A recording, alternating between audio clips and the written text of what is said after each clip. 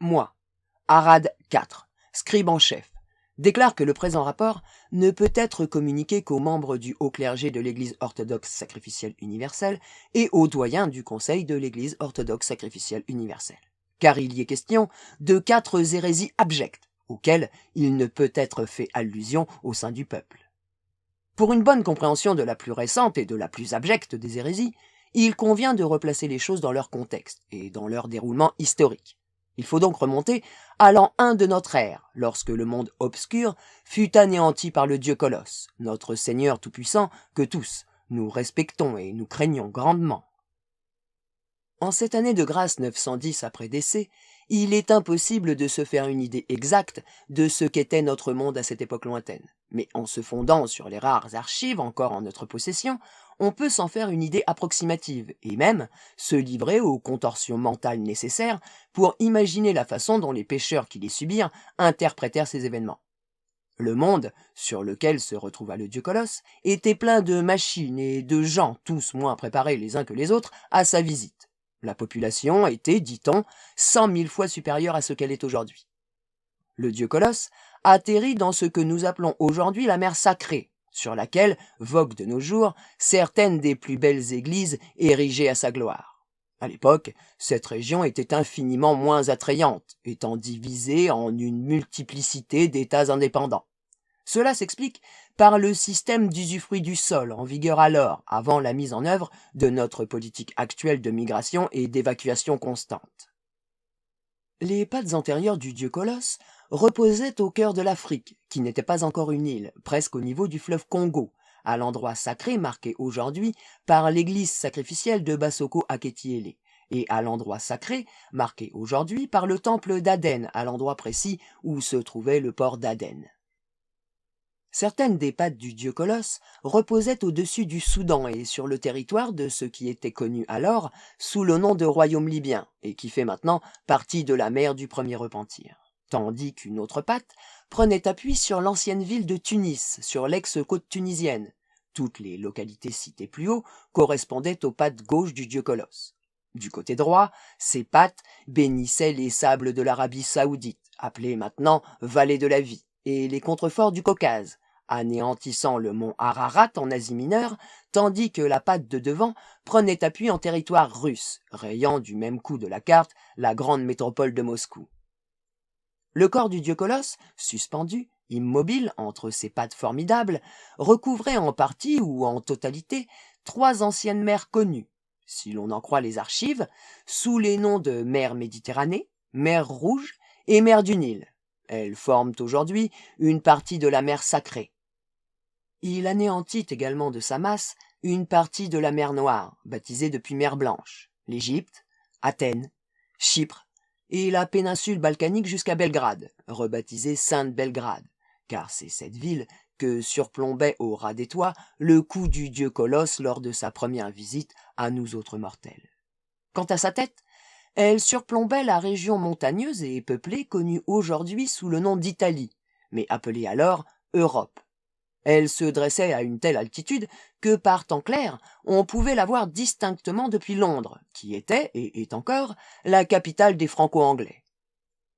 On estima à l'époque que le dieu Colosse atteignait une longueur de 7500 km du museau à la pointe de la queue, chacune de ses 8 pattes mesurant environ 1500 km de long.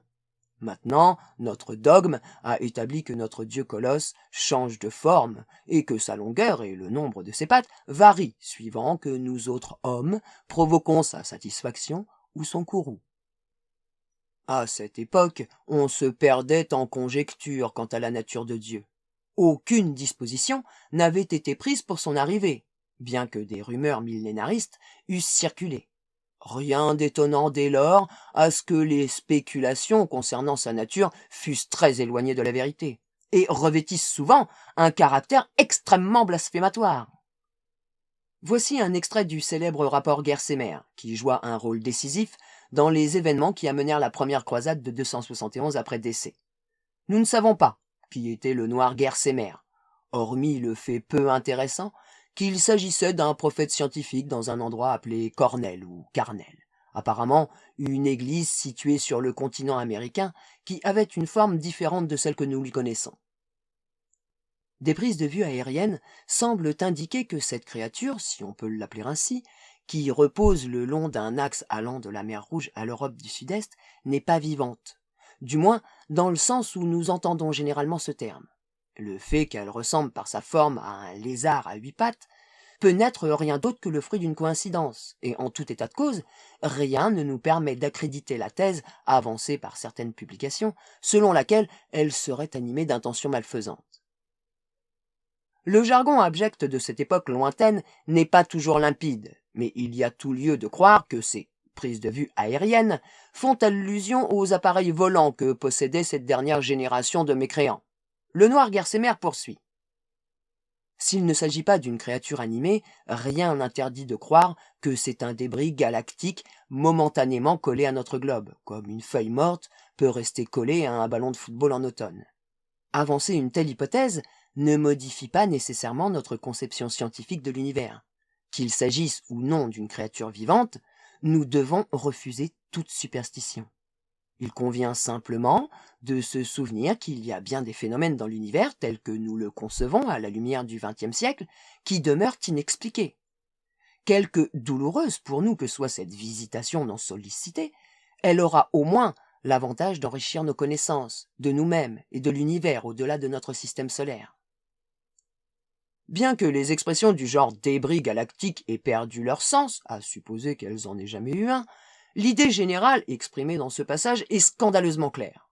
Un embargo est mis sur pied à l'encontre de l'adoration du dieu Colosse, et un dieu hérétique de la science est érigé à sa place. Un dernier passage de ce fatras insultant suffira à illustrer l'état d'esprit de Gersemer et, probablement, de la plupart de ses contemporains. Rien que de très naturel au fait que les peuples de notre monde, et particulièrement ceux qui sont au seuil de la civilisation, soient aujourd'hui remplis d'effroi.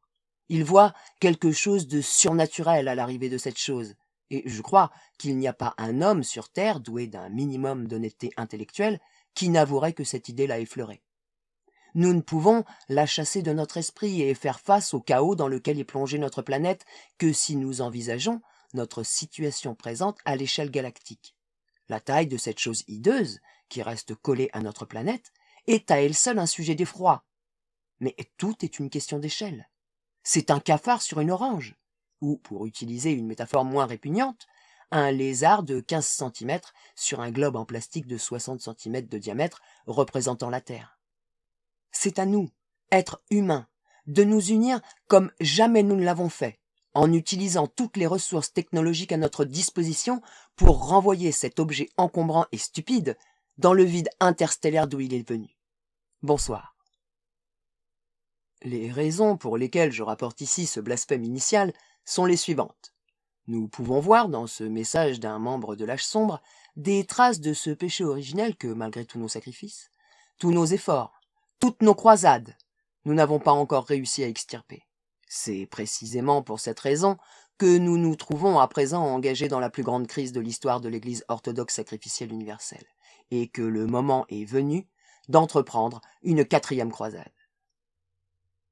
Le dieu Colosse demeura où il était dans la position que nous désignons aujourd'hui sous le nom de position de la mer sacrée pendant un certain nombre d'années, dans une immobilité totale. Pour le genre humain, ce fut une grande période génératrice de foi, qui fut marquée par la fondation de l'Église universelle et caractérisée par de nombreux bouleversements. Grand fut le martyre des prêtres et des prophètes, qui, les premiers, prêchèrent la sainte parole de par le monde et entreprirent de détruire les sectes des blasphémateurs, bien que les annales clandestines de l'Église semblent indiquer qu'ils étaient en fait en majorité des membres d'églises antérieures qui se convertirent après avoir eu la révélation. Le corps formidable du dieu Colosse fut l'objet de plus d'une profanation dérisoire. Les armes les plus redoutables de cette époque lointaine, fruit du charlatanisme technologique, s'appelaient des nucléaires. On en bombarda le dieu Colosse, sans le moindre résultat comme l'on pouvait s'y attendre. Des murs de feu furent allumés en vain contre ses flancs. Notre dieu Colosse, que tous nous respectons et craignons grandement, est insensible à nos faiblesses terriennes. Son corps était recouvert d'une matière ressemblant au métal, ce qui provoqua la controverse qui déboucha sur la Seconde Croisade. Mais elle n'avait pas la vulnérabilité du métal. Sa venue sur Terre fut saluée par des manifestations immédiates de la nature.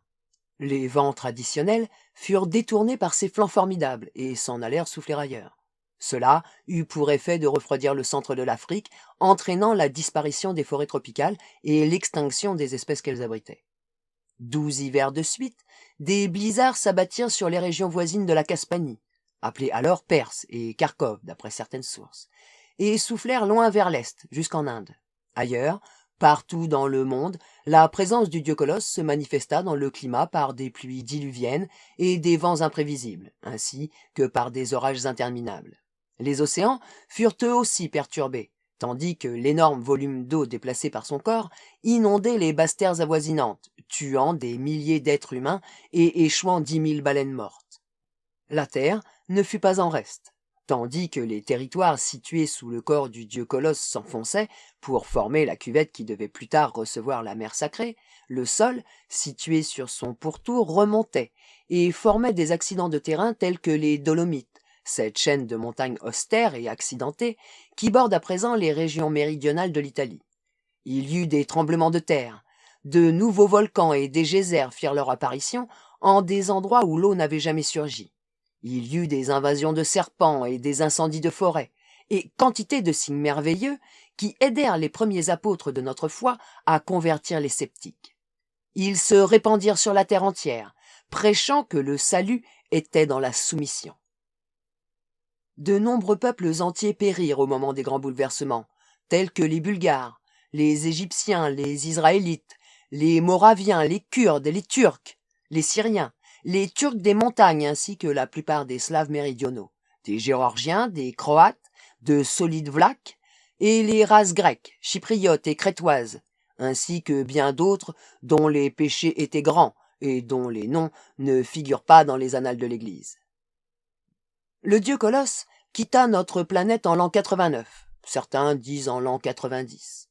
Ce fut le premier départ, et il est célébré en tant que tel dans le calendrier de notre Église, bien que l'Église catholique universelle le désigne sous le nom de « jour de la première disparition ». Il revint en 91, pour la plus grande gloire de son nom. On sait peu de choses sur la période de son absence de notre terre. L'on peut se faire une idée de l'état d'esprit des gens à cette époque, lorsque l'on sait que, dans l'ensemble, les nations de la Terre se réjouirent grandement. Les bouleversements naturels continuèrent, puisque les océans s'engouffrèrent dans la grande cuvette qu'il avait laissée, formant ainsi notre très chère et très respectée mer sacrée. Des guerres de grandes proportions ravagèrent la surface du globe. Son retour, en 91, mit un terme aux guerres, signe de la grande paix que sa présence a apportée à son peuple élu. Mais les habitants du monde, à cette époque, n'étaient pas tous de notre confession, malgré les prophètes qui évoluaient parmi eux, et les blasphémateurs se comptaient par millions. Dans le musée noir jouxtant la grande basilique d'Omar et du Yémen, il y a des documents prouvant qu'ils essayèrent à cette époque d'entrer en communication avec le dieu Colosse au moyen de leurs machines. Naturellement, ils n'obtinrent pas de réponse, mais nombreux furent les hommes qui, dans l'obscurité de leur esprit, tarent ce silence pour une preuve que le dieu était une chose, comme l'avait prophétisé le noir Gersémer. Le dieu Colosse, lors de sa seconde visitation, bénit notre terre en s'installant essentiellement dans les limites du cercle polaire arctique, comme on l'appelait à l'époque. Son corps partait du Canada septentrional, recouvrait une vaste péninsule appelée Alaska, traversait la mer de Bering et s'étendait jusqu'aux régions septentrionales de la Russie, au niveau du fleuve Lena, à l'endroit où se trouve maintenant la baie de l'Aisne. Certaines de ses pattes prenaient appui sur la banquise, tandis que d'autres plongeaient dans les eaux de l'océan Pacifique. Mais pour lui, nous ne sommes en vérité que des grains de sable qu'il foule aux pieds, et notre relief, tout comme nos variations climatiques, le laissent indifférent. Quant à sa tête formidable, on pouvait la voir, luisant d'un éclat métallique, se dresser jusque dans la stratosphère depuis toutes les villes de la côte américaine, depuis les cités disparues de Vancouver, Seattle, Edmonton, Portland, Blanco, Reno et même San Francisco. C'était la nation dynamique et pécheresse dont relevaient ces villes qui se montrait l'ennemi la plus acharnée du dieu Colosse. Toutes les ressources de cette civilisation scientifique athée étaient dirigées contre lui, mais ils ne parvinrent qu'à mettre leur propre littoral à feu et à sang. Cependant, d'autres modifications naturelles avaient lieu. La masse du dieu Colosse changea le rythme de rotation quotidien de la Terre, de sorte que les saisons furent bouleversées, et nous pouvons lire dans les évangiles comment les grands arbres se couvrirent de feuillage en hiver et se dénudèrent en été. Les chauves-souris devinrent des animaux diurnes, et les femmes donnèrent naissance à des enfants velus. La fonte des calottes polaires provoqua de grandes inondations, des raz-de-marée et des rosées empoisonnées.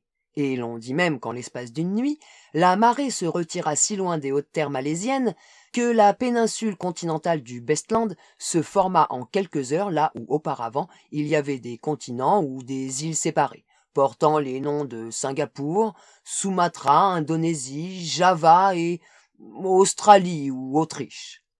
Grâce à ces manifestations de la toute-puissance de notre dieu Colosse, nos prêtres purent convertir le peuple et des milliers de survivants furent rapidement enrôlés dans l'Église. Ce fut le début de la première grande époque de l'Église, lorsque la foi se répandit sur l'ensemble du globe ravagé et bouleversé. Nos institutions furent fondées dans la génération qui suivit, notamment à l'occasion des divers conciles de l'Église nouvelle, dont il a été prouvé par la suite que certains étaient entachés d'hérésie. La fondation de notre Église ne se fit pas sans difficulté. Il fallut brûler de nombreuses personnes avant que les autres ne sentent la foi brûler en eux. Mais au fil des générations, le nom sacré de Dieu fut révéré par une proportion de plus en plus vaste de la population. Seuls les Américains s'accrochaient encore en nombre à leurs superstitions profanes. Confortés par leur science, ils refusaient la grâce. C'est pourquoi, en l'an 271, la première croisade fut organisée, essentiellement contre eux, mais aussi contre les Irlandais, dont l'attitude hérétique n'avait aucune base scientifique. Les Irlandais furent rapidement anéantis, pratiquement jusqu'au dernier. Les Américains opposèrent une résistance beaucoup plus acharnée, mais cette difficulté eut pour effet de cimenter l'union des peuples et celle de l'Église. La première croisade eut pour point de départ la première grande hérésie de l'Église, l'hérésie fondée sur la thèse que le dieu Colosse était une chose et pas un dieu, thèse avancée à l'origine par le noir Gersemer.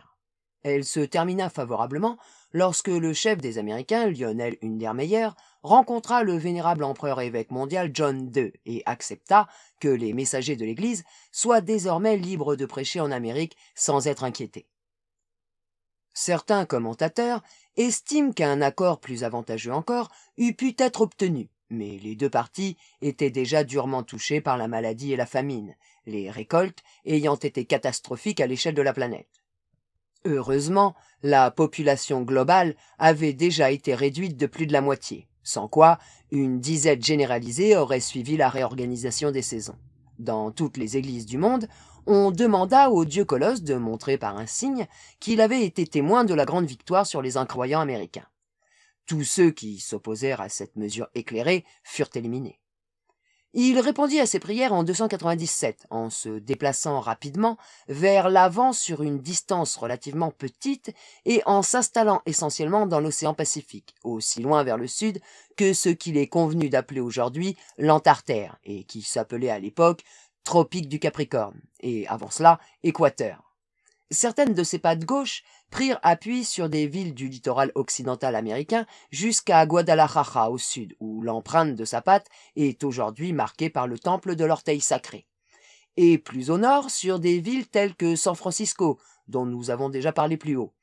Nous désignons cet événement sous le nom de premier déplacement. Il fut interprété à juste titre à l'époque comme une preuve irréfutable du mépris dans lequel le dieu Colosse tenait l'Amérique. Ce sentiment gagna également les Américains. Purifiés par la famine, les épidémies, des tremblements de terre gigantesques et d'autres bouleversements naturels, la population devint beaucoup plus sensible à la sainte parole et se convertit en masse. Des pèlerinages collectifs furent organisés pour permettre aux gens de voir le corps du dieu Colosse qui s'étendait d'un bout à l'autre de leur pays. Des pèlerins, plus audacieux que les autres, embarquèrent dans des machines volantes et survolèrent ses flancs, sur lesquels des pluies diluviennes s'abattirent pendant 100 ans sans interruption. Ceux qui se convertirent firent preuve d'un zèle encore plus extrême que celui de leurs frères anciens pratiquants de l'autre côté du monde. À peine les congrégations américaines s'étaient-elles unies aux nôtres qu'elles provoquèrent un schisme sur un point de dogme au concile de Détenge en 322. Cette date marque la naissance de l'Église catholique sacrificielle universelle. Nous autres, fidèles orthodoxes, n'entretenions pas à l'époque les excellents rapports que nous avons aujourd'hui avec nos frères américains. Le problème de dogme à l'origine du schisme fut, comme chacun sait, la question de savoir si les êtres humains devaient porter des vêtements imitant l'éclat métallique du dieu Colosse. On fit valoir que cela équivalait à faire l'homme à son image. Mais c'était en fait une insulte volontairement dirigée contre les prêtres orthodoxes universels qui portaient des vêtements en plastique ou en métal en l'honneur de leur créateur. Cette polémique donna naissance à la deuxième grande hérésie. Comme cette période, longue et confuse de notre histoire, a été analysée en détail par d'autres que moi, je ne m'appesantirai pas dessus, me contentant de rappeler que la controverse atteignit son point culminant dans la seconde croisade, que les universels catholiques américains montèrent contre nous en 450. Comme ils avaient conservé l'avantage sur le plan des machines, ils purent imposer leur point de vue, mettre à sac divers monastères sur le littoral de la mer Sacrée, violer nos femmes et rentrer chez eux en grande pompe. Depuis cette époque, aucun habitant de la terre n'a jamais revêtu autre chose que des vêtements de laine et de fourrure. Tous ceux qui s'opposèrent à cette mesure illuminée furent éliminés. Il serait malvenu de trop insister sur les luttes passées. Pendant ce temps, la majorité des gens vaquaient à leurs occupations religieuses, étaient régulièrement sacrifiés et priaient à chaque lever et à chaque coucher du soleil, chaque fois qu'il se produisait, pour que le dieu Colosse quitte notre planète, puisque nous n'étions pas dignes de lui. La seconde croisade laissa derrière elle d'innombrables problèmes. Les 50 années qui suivirent ne furent pas, dans l'ensemble, des années heureuses. Les armées américaines rentrèrent chez elles pour découvrir que la pression formidable sur leur littoral occidental avait provoqué l'apparition d'un certain nombre de volcans le long de leurs plus importantes chaînes de montagnes, les Rocheuses. Leur pays était ravagé par le feu et par les coulées de lave, et l'air était rempli de cendres nauséabondes. Ils interprétèrent, à juste titre, ces événements comme un signe que leur conduite laissait beaucoup à désirer aux yeux du dieu Colosse, car bien qu'il n'ait jamais été prouvé qu'il eût des yeux, il est certain qu'il nous voit. Puisque le reste du monde n'avait pas été soumis à un châtiment tout à fait aussi terrible, ils en déduisirent correctement que leur grande faute était de conserver leur technologie et les armes de cette technologie, ce qui était contraire aux vœux du dieu Colosse. Confortés par une foi inébranlable, ils détruisirent tous les instruments de leur science, depuis les nucléaires jusqu'aux ouvre-boîtes, et 100 000 vierges, appartenant à leur confession, furent précipitées dans des volcans soigneusement choisis, à titre de sacrifice expiatoire. Tous ceux qui s'opposèrent à cette mesure illuminée furent éliminés, et certains d'entre eux furent même rituellement mangés. Nous autres adeptes de l'Église orthodoxe universelle, nous nous félicitâmes de l'abnégation de nos frères américains. Cependant, rien ne nous prouvait qu'ils s'étaient suffisamment purgés.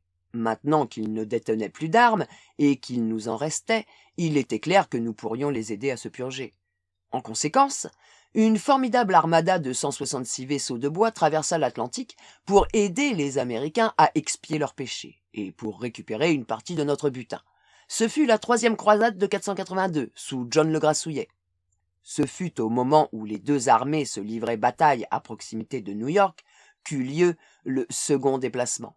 Il dura à peine 5 minutes. Le dieu Colosse tourna sur sa gauche, franchit l'Atlantique comme s'il s'agissait d'une mare d'eau, traversa l'Afrique et vint s'immobiliser dans le sud de l'océan Indien, non sans avoir rayé Madagascar de la carte d'une chique note de sa patte arrière. La nuit tomba partout dans le monde. Lorsque le jour se leva, pas un seul homme ne put douter de la toute-puissance et de la sagesse du dieu Colosse, dont le nom est synonyme d'effroi et de vénération.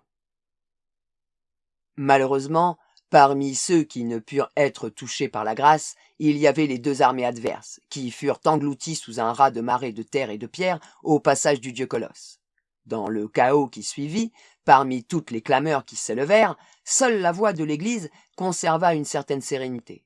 Elle proclama officiellement, comme la troisième grande hérésie, l'idée que l'homme pût se doter de machines, quelles qu'elles fussent, contre la volonté de Dieu. Il y eut des disputes d'ordre dogmatique pour savoir si les livres devraient être considérés comme des machines. Dans le doute, on préféra les brûler. À compter de ce jour, aucun homme ne fut libre de faire autre chose que de travailler au champ et de se consacrer à sa foi, en priant pour que le dieu Colosse quitte notre planète pour un monde plus digne de sa puissance. Simultanément, le rythme des sacrifices fut accéléré, et l'on mit au point la méthode dite de la consommation lente, en 499.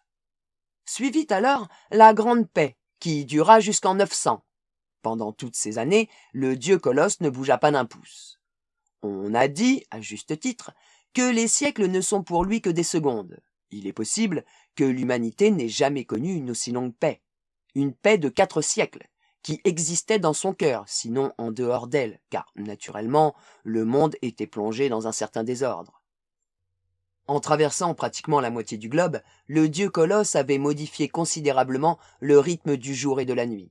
D'après certaines légendes, le soleil se serait levé à l'est et couché à l'ouest avant le second déplacement, à l'inverse de ce que l'on peut constater aujourd'hui. Pendant cette époque paisible, les saisons reprirent progressivement un semblant de rythme naturel, et il y eut une accalmie dans les inondations, les averses de sang, les orages de grêle, les tremblements de terre, les déluges de stalactites, les apparitions de comètes, les éruptions volcaniques, les brouillards miasmatiques, les ouragans, les invasions de pucerons, de loups et de dragons, les rats de marée, les orages incessants, les pluies diluviennes et les diverses calamités dont les tablettes de cette époque font si éloquemment état. Les pères de l'Église se réfugièrent dans la zone relativement sûre des mers intérieures et des prairies ensoleillées de Mongolie, et jetèrent les bases d'un nouveau dogme caractérisé par une grande rigueur de prière, et des sacrifices rituels destinés à inviter le dieu Colosse à quitter notre misérable planète pour un monde plus adapté à sa grandeur. Et c'est ainsi que nous en arrivons au présent, ou plutôt à l'année de grâce 900, 10 ans à peine s'étant écoulés depuis cette date au moment où j'écris ces lignes. En cette année-là, le dieu Colosse quitta notre terre. Vous vous souviendrez que le premier départ en 89 n'avait duré que 20 mois. Mais à présent, cela fait moitié moins d'années que le dieu Colosse est parti. Nous appelons son retour de nos vœux. Nous ne pouvons vivre sans lui. Et cela, nous aurions pu en prendre conscience depuis longtemps si nous n'avions été blasphémateurs jusqu'au tréfonds de notre âme. En partant, il propulsa notre humble planète sur une telle trajectoire que nous sommes condamnés à un hiver des plus rigoureux toute l'année durant. Le soleil est lointain et comme rétréci. Les mers sont recouvertes par les glaces 6 mois par an. Des icebergs traversent nos labours. Il fait trop sombre au milieu du jour pour pouvoir lire sans lumière d'appoint. Rien ne pousse. Malheur à nous. Pourtant, nous méritons notre sort. C'est un juste châtiment, car tout au long des siècles, pendant lesquels notre espèce a vécu dans une paix et une sécurité relative, nous n'avons eu de cesse, en imbéciles que nous étions, que le dieu Colosse quitte notre planète. Et il a répondu à nos prières.